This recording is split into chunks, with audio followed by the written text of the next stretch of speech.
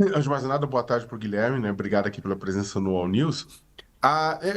Seguindo, porque é o seguinte, os dois primeiros pontos que o Guilherme levantou, os três pontos, ou seja, a questão de frustração de expectativas, questão também de desinformação e de erros do governo, que o Pix é esse pacote de desinformação, mas também erros do próprio governo. E a terceira questão, a questão dos preços. E eu queria, eu centrei minha análise, né, nessa terceira perna que eu acho que eu venho batendo nessa tecla desde o começo, né?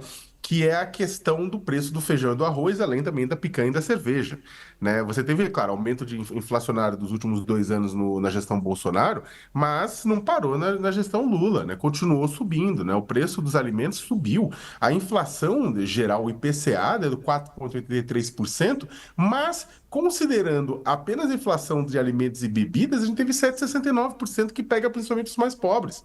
Né? O pessoal, não adianta você diminuir emprego, você quer aumentar, diminuir o desemprego, aumentar a renda, diminuir a desigualdade, aumentar a economia, até porque, como diria a saudosa Maria da Conceição Tavares, né, pobre não come indicador. E aí o que acontece é que você, por outro lado, você tem a percepção de qualidade de vida, como bem apontou a pesquisa da Quest, que não está fazendo frente a isso. O pessoal acha que a vida não está melhorando porque os preços estão altos, então não adianta ter emprego e ter renda, sendo que o negócio no final das contas não bate. Aí tem um dado da Quest que 83% creem que o preço subiu no último mês. Isso é muito alto. É muita gente, né? E que ajuda a explicar essa baixa.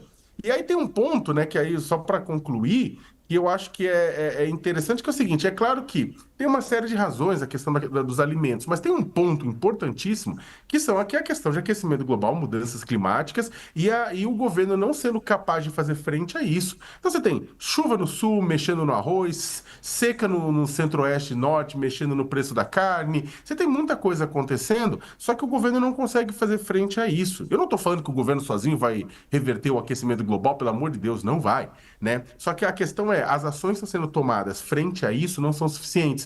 E aí tem um problema, né?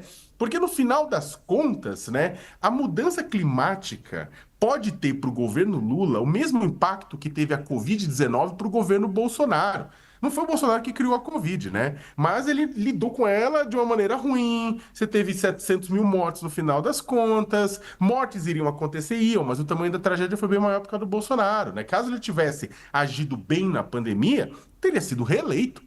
Então, o que acontece? O aquecimento da temperatura do planeta também não é da culpa do PT, apesar de ter muito bolsonarista que diz que é. Mas o que acontece é que se o Lula não se atentar para isso e não endereçar as ações e medidas que são viáveis para garantir a redução do preço de alimento, considerar acesso de alimento e considerar que o clima vai continuar doido até o final do seu mandato e pelos próximos 1.000 anos, né? Ou seja, estamos numa nova realidade. O governo precisa encarar essa nova realidade e saber que é isso. Então, ele tem que fazer políticas pensando que o clima mudou e só vai piorar. E aí o que acontece? Se ele não fizer isso, ele vai ter problemas na reeleição dele, né? Não são tragédias, para terminar, que definem os governantes, mas o que eles fazem diante de tragédias, né? Então, o Bolsonaro teve a sua tragédia, ajuda daquela forma. Vamos ver, neste exato momento em que você tem uma questão climática piorando, né, o preço dos É. alimentos, como é que o governo vai fazer?